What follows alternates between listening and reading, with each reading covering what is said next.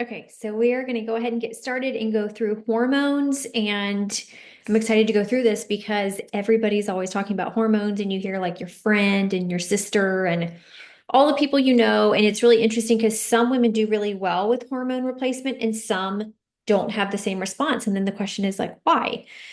So I hope that going through this, you will kind of see like what do hormones do. I'm going to talk about the hormone hierarchy, which I think will be very interesting to you, and some of the disorders that we see with hormones, as far as estrogen dominance, PCOS, and then just natural life changes that we see as well, like through perimenopause and menopause.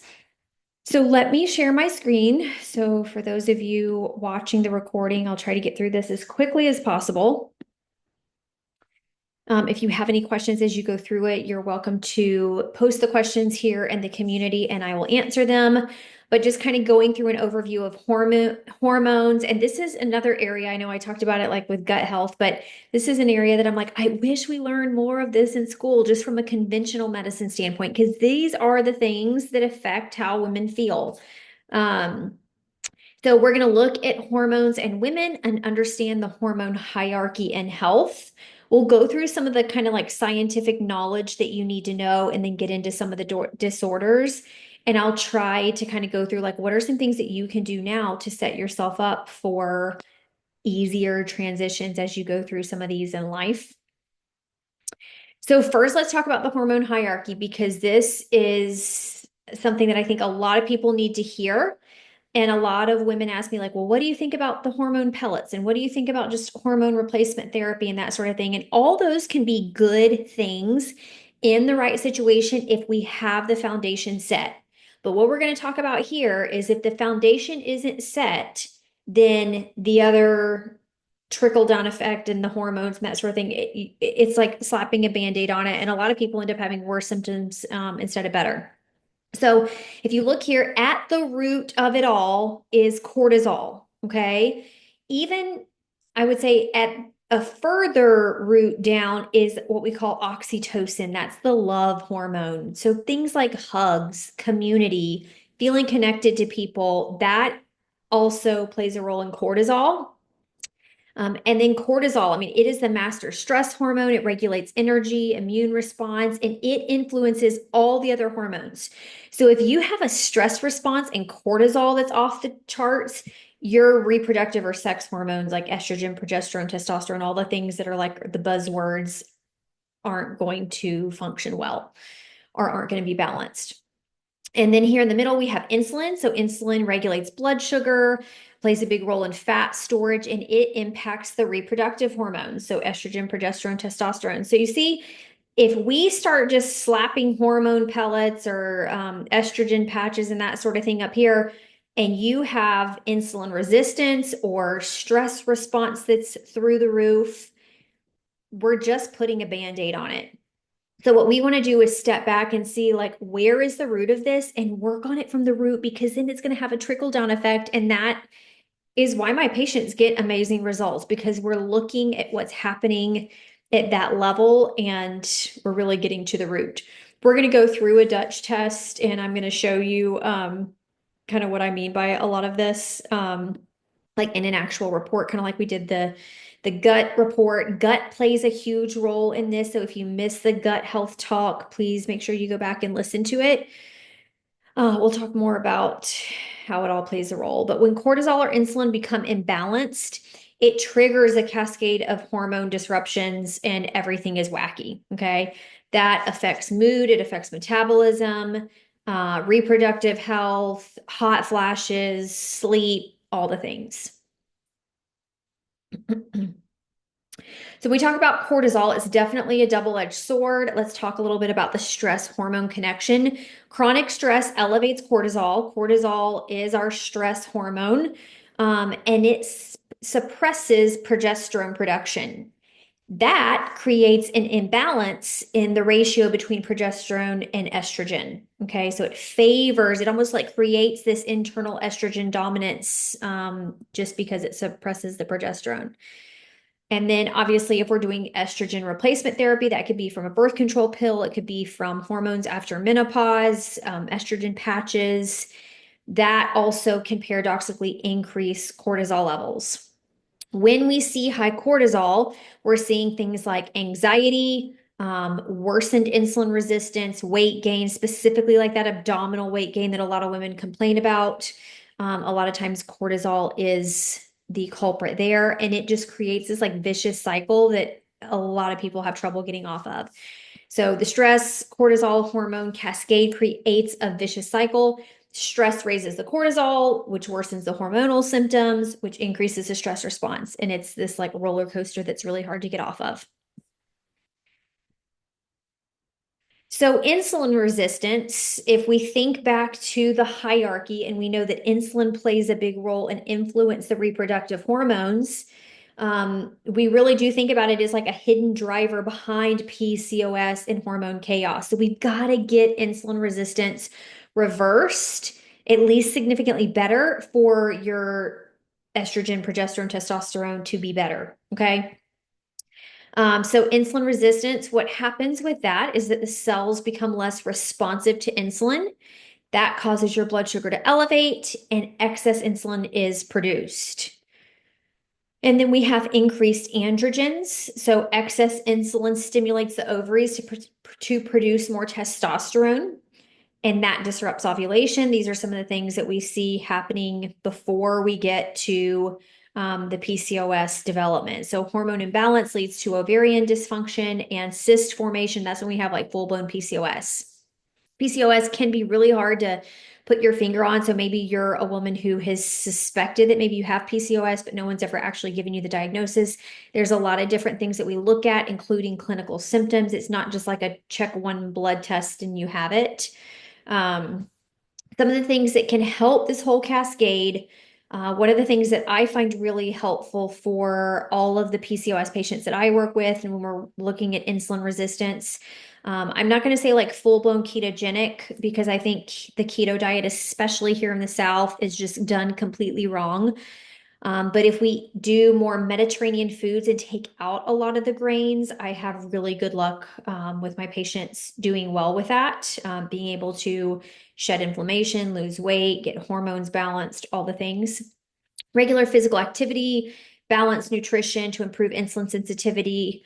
Those are definitely like critical interventions. And it's just interesting because when we diagnose PCOS in the clinic, we're talking about like you need to take metformin and a birth control pill and like kind of doing a lot of things that, again, is just kind of putting a Band-Aid on it.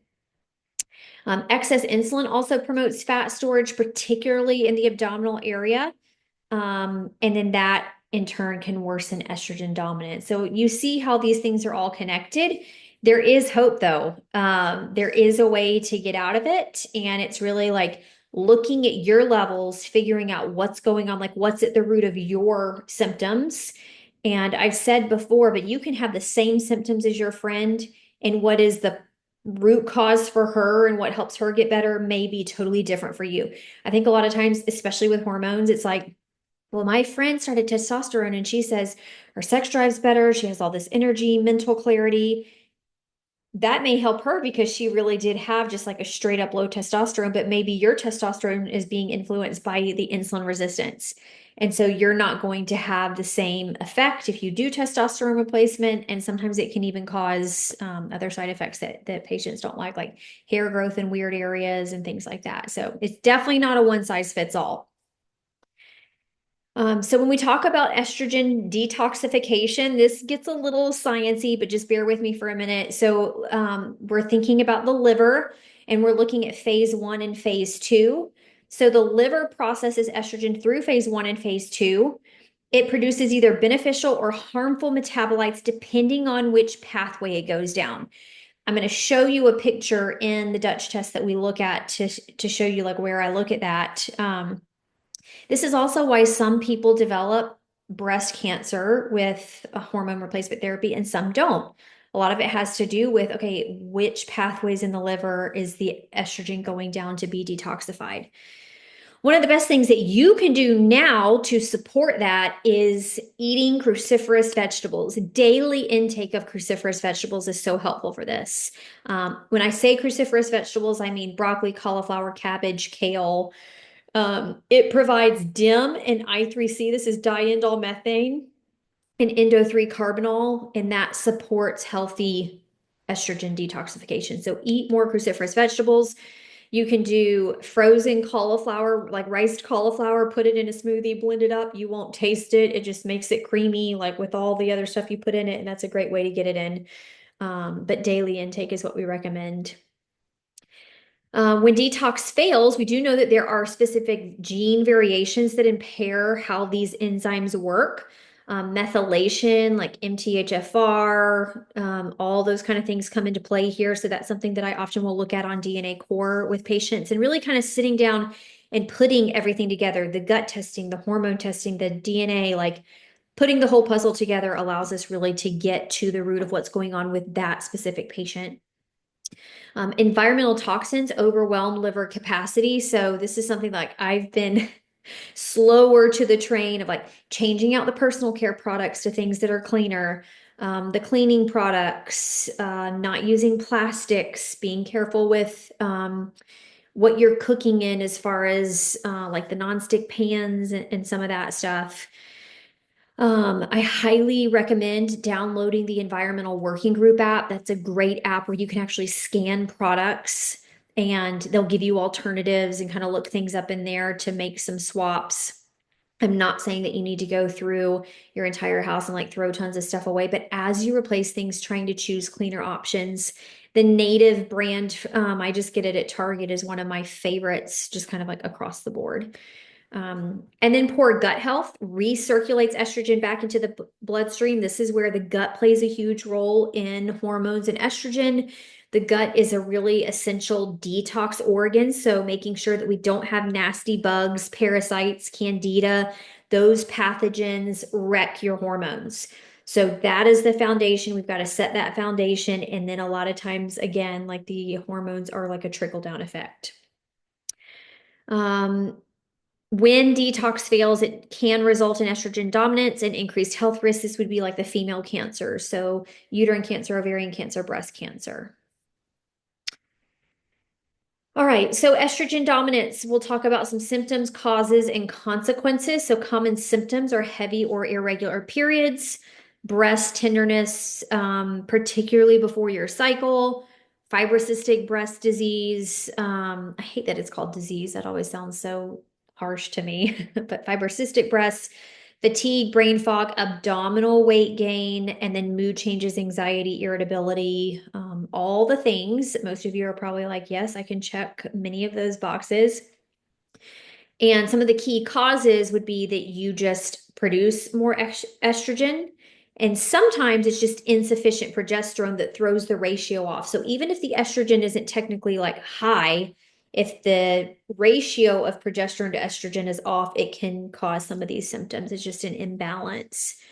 Environmental endocrine disruptors. So those would be things like plastics, chemicals, a lot of the stuff in our like fragrance, like Bath and Body Works, all the stuff that we grew up with. Poor estrogen detoxification. So your liver is not dealing with and getting rid of estrogen like it should. And then stress-induced cortisol imbalance, because remember, cortisol is down there at the bottom and has an influence all the way up. Estrogen dominance is linked to serious conditions like PCOS. We see it in endometriosis, fibroids, and an increased risk of hormone-sensitive cancer. So I do work with a lot of patients who have family history of breast cancer, and they'll tell me, that relative was tested and I was tested for the BRCA gene and I don't have it. But what I find what I have found in almost every single one of those cases is that there's an issue with detoxification. So when we look at the genetics, when we look at how estrogen is being detoxified, even in the absence of a BRCA gene, if your body needs support with that and we're not supporting it and it's not in the right environment, a lot of times we will see those cancers develop. So just talking a little bit more about PCOS and kind of things that can go wrong. It is a puzzle. I would say that hormones in general are a puzzle, and it's never the same answer for every single person. That's why I do work one-on-one with people, because I can't just like give like a blueprint to you and say, follow this and it's going to work for you. We've really got to dig in and put all the pieces together. So the way we do that is looking at genetic factors. So looking at DNA core and even more than PCOS, like when we're putting any sort of hormone puzzle together, these are the things that we would do for PCOS as well. But insulin resistance is present in up to 70%. I think it's probably even more than that. The stress response, so making sure that we look at cortisol, because if it's elevated, it's going to further disrupt the insulin sensitivity and the hormone production. And then making sure that we have the gut functioning well, that we don't have pathogens there that are wrecking everything else. An altered gut microbiome will cause systemic inflammation and worsen metabolic dysfunction. And then perimenopause, this would be a very wide age range for a lot of people. We know now, like, I feel like this is an area where we're really not supporting women in conventional medicine, and I think we can do a much better job. I also always want people to know that there are things that you can do now to set yourself up for this being an easier transition. If you've heard horror stories about how miserable people feel during these years, like there are things you can do about it now. It can begin 8 to 10 years before menopause. I feel like menopause is the easy part. Like that's when it's like kind of over in a way. And your hormones are really all over the place. Like it's very erratic, and that's what our brains and our bodies don't really love. So declining ovarian function leads to unpredictable estrogen and progesterone. Rising cortisol during this transition intensifies the symptoms. So it can be difficult to navigate. It's one of my favorite areas to work with. It is, and I will say, like, personalized. It's got to be personalized because hormone replacement therapy affects each woman differently based on the cortisol, the genetic makeup, the lifestyle factors. So it can absolutely be a great tool, but you want to make sure that you're putting it in on the right foundation and in the right way.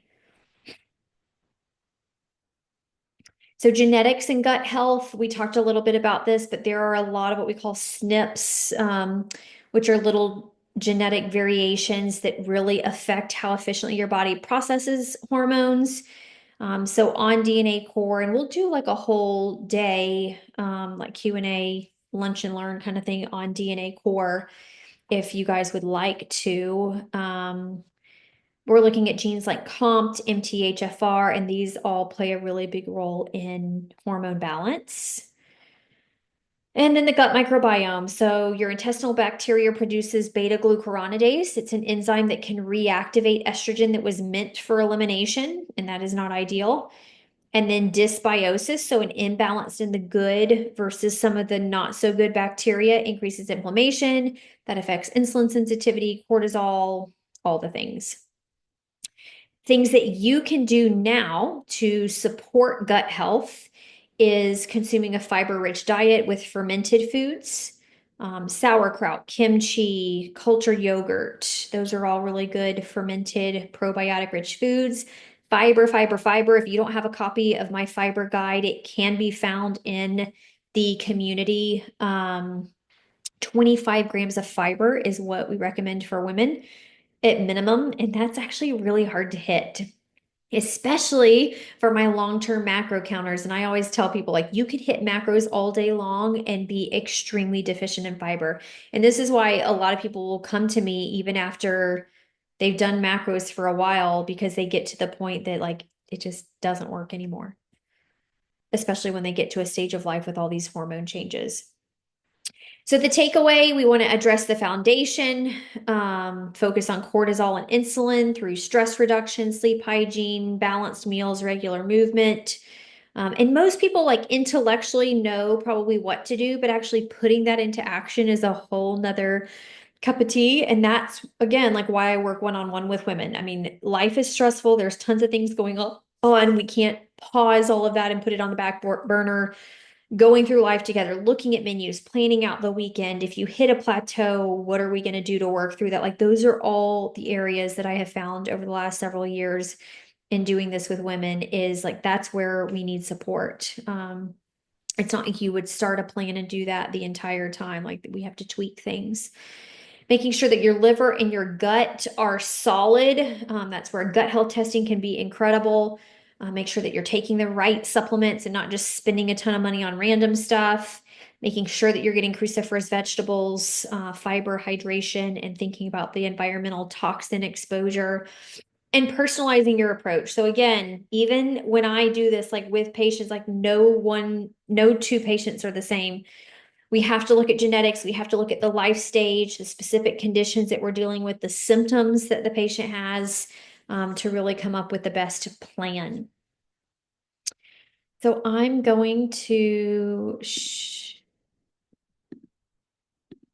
um, pull up the sample Dutch test. Okay, so this is what a Dutch test looks like, and this is the gold standard in functional medicine for looking at hormone imbalance or hormones in general. We're not going to go through this like in super great detail, but what I want you to see here is this is actually a patient that I've worked with. She has been on estrogen patch and Mirena had a lot of kind of hormonal things going on. Her biggest complaint is that she could not lose weight. She's exercising. Oh, let me share my screen again. I said it was paused. Okay. Exercising, doing all the things right, probably something that resonates with you as well. And nothing was budging on the scale weight wise. No body composition changes, nothing. So when we did her testing, we found, I mean, you see how high the estrogen is. So this is definitely a situation of estrogen dominance. It's hard to tell if it's coming from the estrogen supplementation. She also had a lot of kind of yucky stuff going on in her gut. So we're cleaning that up to make sure that she can detoxify some of this excess estrogen correctly. Um, Her testosterone and progesterone look okay, but you see how high the estrogen is here. The other thing that we look at is cortisol. We look at a lot of different markers, but cortisol, you can see her first morning waking cortisol starts off really high.